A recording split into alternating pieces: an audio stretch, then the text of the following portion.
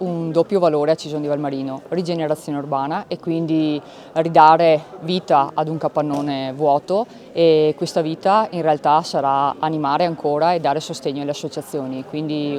sono soddisfatta di questo risultato e non vedo l'ora di vedere di nuovo aprirsi i portoni per il lavoro delle associazioni, sempre prezioso per Cisone e per tutto il territorio. Allora, le opportunità sono sicuramente molte, l'impegno è stato notevole e importante, Cisone ha svariati stabili da curare, quindi valuteremo e penseremo come e su quali direttive continuare ad investire per il territorio. L'intervento è nato come recupero di uno stabile esistente nella filosofia di non sprecare territorio con la vecchia amministrazione, quindi con l'amministrazione PIN.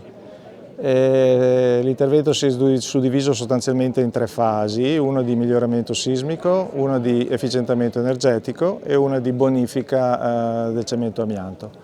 La parte di miglioramento sismico ha riguardato soprattutto la copertura e le pilastrature,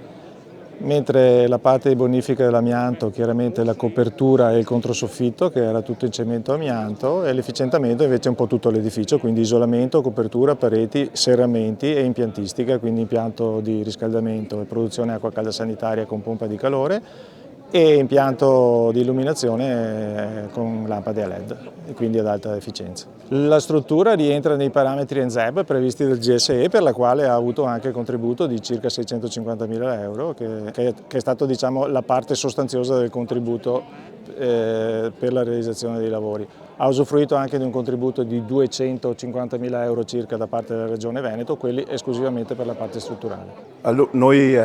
fortunatamente abbiamo avuto 2 amministrazioni che hanno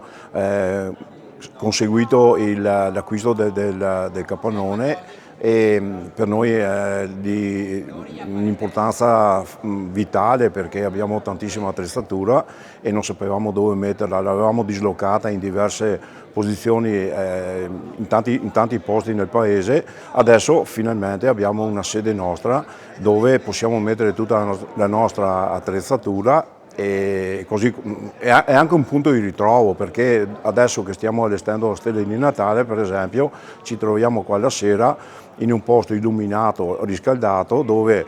facciamo tutte le nostre attività e prepariamo gli addobbi per la nostra manifestazione. Sì, assolutamente, questo è un momento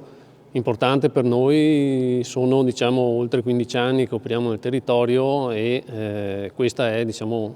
un punto di arrivo per avere un accesso ottimale ai mezzi e essere centrali anche nella zona di nostra competenza. È doveroso un ringraziamento all'amministrazione, ovviamente, che ci ha dato questa opportunità e che ha sempre dimostrato anche con l'amministrazione precedente una grande sensibilità nei nostri confronti.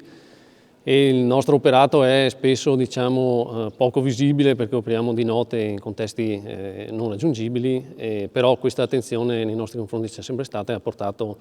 a questo risultato di cui siamo molto contenti. Beh, sicuramente è interessante proprio per lo spazio che ci è stato offerto in questo caso, nel senso che avremo lo spazio di innanzitutto mettere il furgone che al momento dobbiamo parcheggiare esternamente, e poi pensavamo di utilizzarlo anche come spazio proprio per la formazione, perché noi ad oggi la formazione siamo costretti comunque a chiedere sempre degli spazi all'USL, che ce li dà sempre e comunque, però insomma qui saremo sicuramente molto più liberi, insomma, ecco, di organizzarli e di modificarli, insomma, a nostro piacere.